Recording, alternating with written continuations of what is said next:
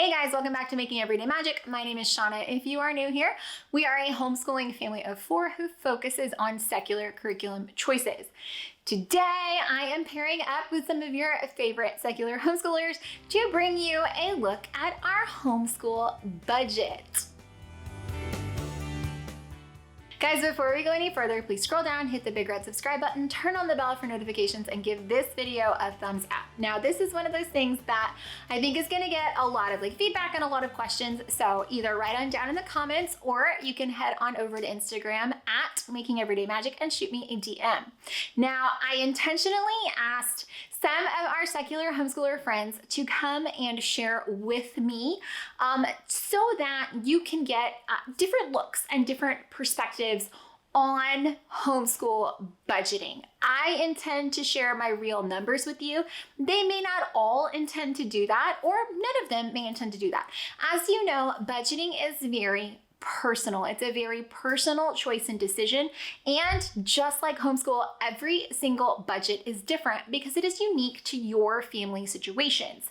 Now, I know that for us, we kind of naturally fell into what our homeschool budget would be. And that was because I worked outside of the home for the preschool years. And so my daughters attended a 2-day-a-week Mother's Day Out program through our local Methodist church. And so we had incorporated a yearly budget for that day program.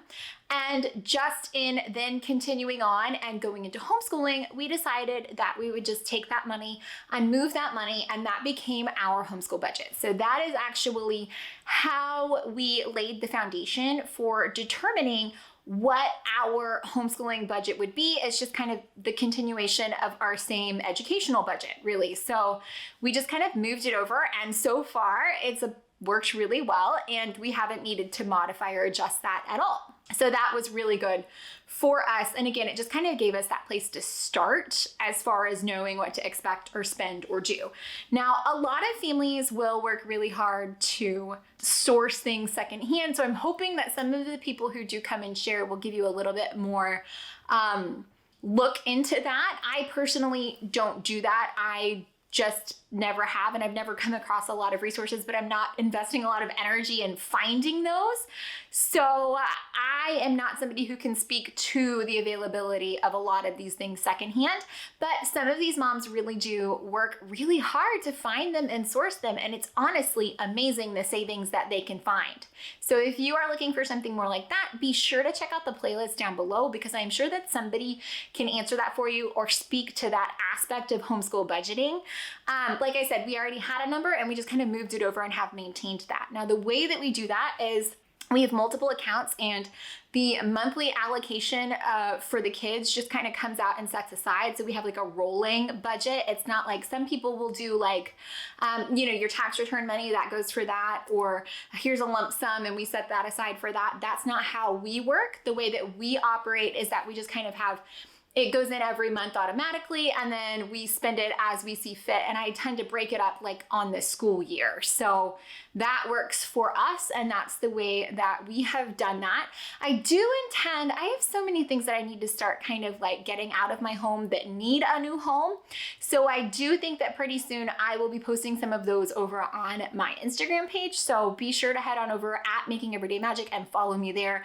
If you're looking for any of this kind of secondhand, I might have some of this stuff coming up, because again, I needed to go to a good home and out of my home and feel good about where it's going. So I need to get on clearing some of this out. Now, I'm gonna pop over and show you our actual numbers, and then I've got it for this past year, and then I will also show you kind of my projected spending for 2022, 2023, being that I haven't purchased much for that yet, but I know that it's coming. So I want to make sure that my budget fits what I want to do. And so we're going to talk about that over there. Okay guys, some technical difficulties with screen records. It's a little bit later. I went ahead and opened up. I like to use the spreadsheet in Google Drive, and my husband sets it up for me so that it calculates everything and does everything. I like to color code it. As you can see here, I've got our homeschool spending for 2021, 2022. I went ahead and plugged in the things that I bought and then color coded for who and what. And as you can see, I have a column that just kind of calculates my running total, and all the way down. So my budget is still, I mean, really good. And I'm sure there's things I forgot to put in here that could easily be applied to here, but I don't remember what those are. So here we are.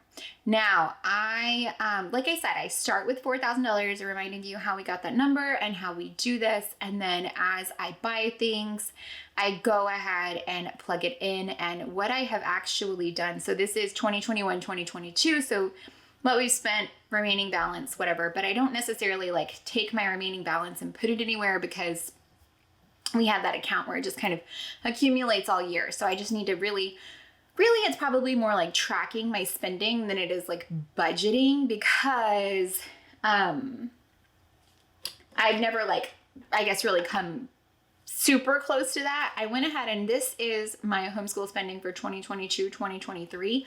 The only thing that I have actually already purchased is History Quest. I went ahead and bought, I think it's like Middle Times or something. And I've already plugged that in. I went ahead and factored in, so the red color is like kind of projected spending. So like my MCT, is gonna probably be like half of that because I'm not gonna order the print, but I've got the catalog. So I just kind of opened it up and took prices based on this year. My kits from Timberdoodle, I priced like the elite kit from this year. And then some of these like Brain Pop, that's the cost. Adventure Academy, ABC Mouse, I don't remember how much I paid. So I just, filler number, Generation Genius. I'm gonna get that All About Learning tile app, guys. I'm really gonna do it this time. So some of this is really speculative. I just plugged it in because I want to make sure that I've got some buffer here in my account. So that looks like that is going to be good. That looks like that is going to work out for us. By the time you see this, because this is going to go up about a week from when I'm filming it. So by the time you see this, I think that we will have the cost figured out for our kits. I think I will have ordered those. So I'm going to do my best to try to record that, to share that with you as well, because it's always fun and exciting. And then once I do that, once I get everything ordered, we'll start with this is everything for 5th, this is everything for 1st. So I hope that you guys found this really helpful, and I hope that it helps seeing my numbers, like my real numbers. Because I know that, again, budgeting is so unique to every home, just like every homeschool is unique to every family. So this is just what works for us. This is the way that we do it. This is the way that we can keep up with it. And it just helps keep us on track, tracking our spending. And there's a lot more things that I can plug into this. If you notice on our 2021, 2022, some of this down here is like our homeschool days at things. So that for me is pretty awesome. And I think that is where it is. Again, questions or comments, you guys want to see any of this again, let me know down in the comments or over on Instagram. Guys, I hope that you found any of this helpful, entertaining, or informative. Like I said, I know that budgeting is as unique as each homeschool.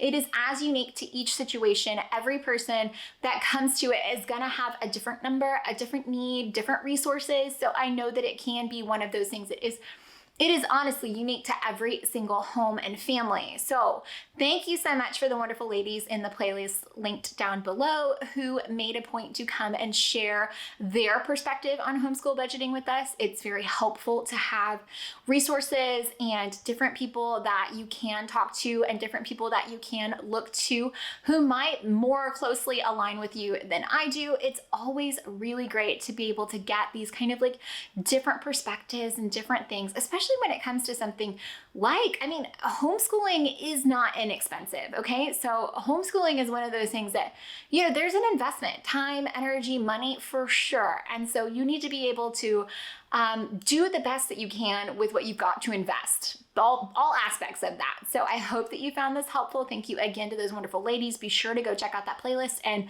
like and subscribe all of their wonderful videos.